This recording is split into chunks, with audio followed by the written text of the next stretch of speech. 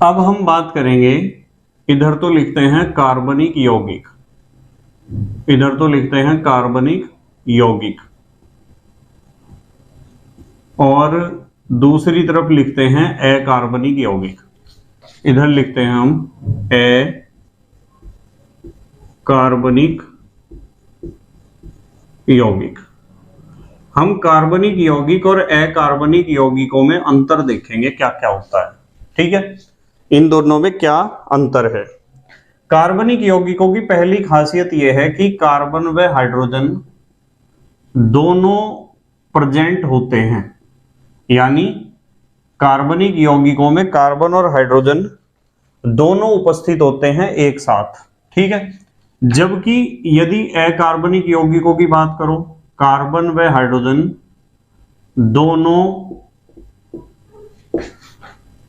एक साथ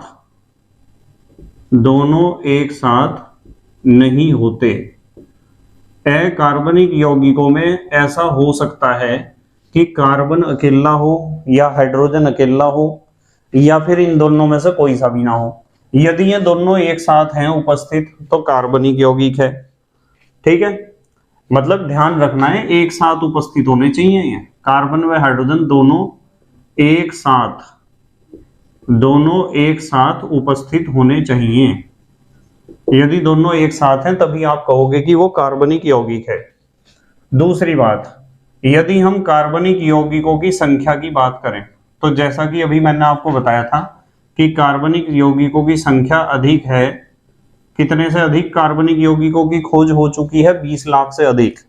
ठीक है, कुछ राइटर्स का मानना है 30 लाख तक कार्बनिक यौगिकों की खोज हो चुकी है।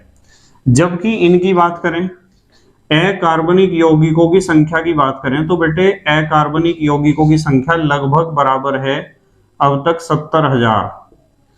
कुछ लेखकों का मानना है कि 75,000 अकार्बनिक यौगिकों की खोज अब तक हो चुकी है, इसलिए हमने लिख दिया लगभग बराबर 70,000। अब यदि बात करें हम बंध की, कि कार्बनिक यौगिकों में कौन सा बंध पाया जाता है, तो कार्बनिक यौगिकों में पाया जाता है सह संयोजक बंध। कौन सा बंध पाया जाता है? सह संयोजक, साझेदारी वाला। और यदि यहां बात करें, यहां आयनिक बंध भी मिलता है, मतलब अकार्बनिक यौगिकों में आयनिक और सह संयोजक दोनों प्रकार के बंध आपको देखने को मिलेंगे। आयनिक बंध भी मिलेगा और सह संयोजक बंध भी, दोनों तरह के बंध। पर कार्बनिक यौगिकों में केवल सह संयोजक बंध आपको देखने को मिलेगा। अच्छा, एक बात बताता हूं, कार्बनिक यौगिक कुचालक होते हैं, कुचालक। ठीक है, कुचालक होते हैं, और हम बात कर रहे हैं विद्युत की। कार्बनिक यौगिक कुचालक होते हैं क्योंकि इनमें मुक्त आयन नहीं पाए जाते। यदि यहां बात करें हम, ये अकार्बनिक यौगिक होते हैं सुचालक, क्योंकि अकार्बनिक यौगिकों की किसी ना किसी अवस्था में मुक्त आयन पाए जाते हैं, और मुक्त आयन ही ये आवेश को एक स्थान से दूसरे स्थान तक ले जाने का कार्य करते हैं। ठीक है, अब यदि कार्बनिक यौगिकों की बात करें तो ये कार्बनिक विलायकों में घुलनशील होते हैं। भाई कार्बनिक यौगिक हैं तो कार्बनिक विलायकों में तो घुलेंगे ही। कार्बनिक विलायकों में घुलनशील को मैं विलय लिख सकता हूं ना, विलय, विलय माने घुलनशील।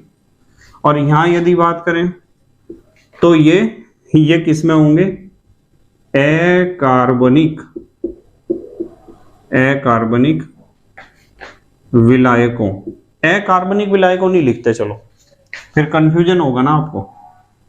हम यहां लिखते हैं जल में। जल एक अकार्बनिक विलायक ही तो है, जल में विलय। ये जो अकार्बनिक यौगिक हैं ये किस में घुल जाते हैं? पानी में। और ये किस में घुलते हैं? कार्बनिक विलायकों में, जैसे अल्कोहल हो गया, ईथर हो गया। अच्छा, यदि संरचना की बात करें, संरचना माने बनावट, अभी बताऊंगा कैसी होती है संरचना। तो कार्बनिक यौगिकों की संरचना जटिल होती है, जटिल।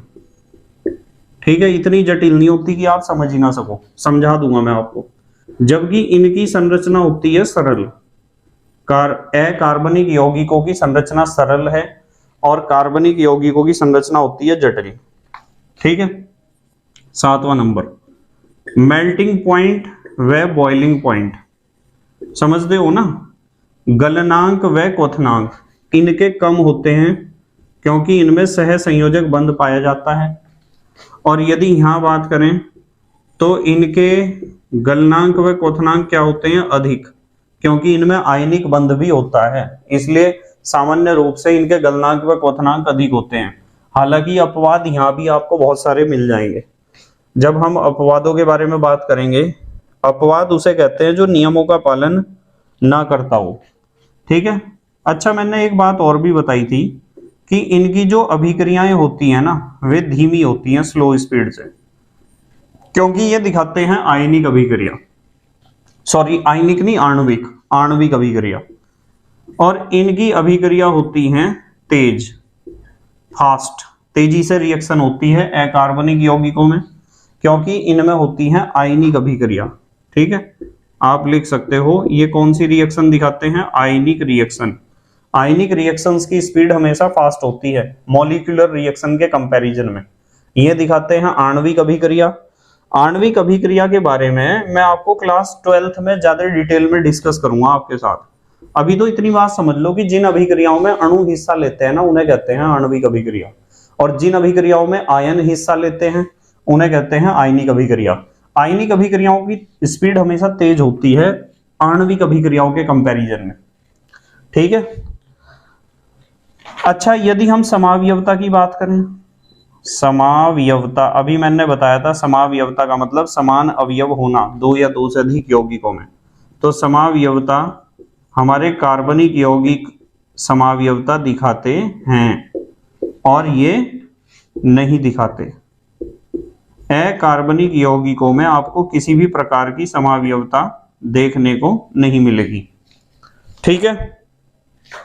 अच्छा, एक बात है, यदि कोई आपसे पूछता है कि कार्बनिक यौगिकों के स्रोत बताओ, तो कार्बनिक यौगिक सजीवों से ही प्राप्त होते हैं, ध्यान रखना, ज्यादातर सजीवों से, हालांकि आप उन्हें निर्जीव से बना सकते हो। और इनके स्रोत बात करें, इनके स्रोत कैसे होंगे, निर्जीव, यानी जैसे सजीवों के अलावा जो भी आपके पर्यावरण में उपलब्ध है संरचना, ठीक है। आपको पता है पर्यावरण के बहुत सारे घटक होते हैं ना, तो कोई सा भी घटक ऐसा जो निर्जीव है, वहां से जो भी आपको रासायनिक यौगिक मिलेगा वो अकार्बनिक यौगिक ही होगा। तो ये अंतर आता है, तो ये लिखना है आपको, जल्दी से पोज करके लिखो। लिख लिया बेटे, ठीक है।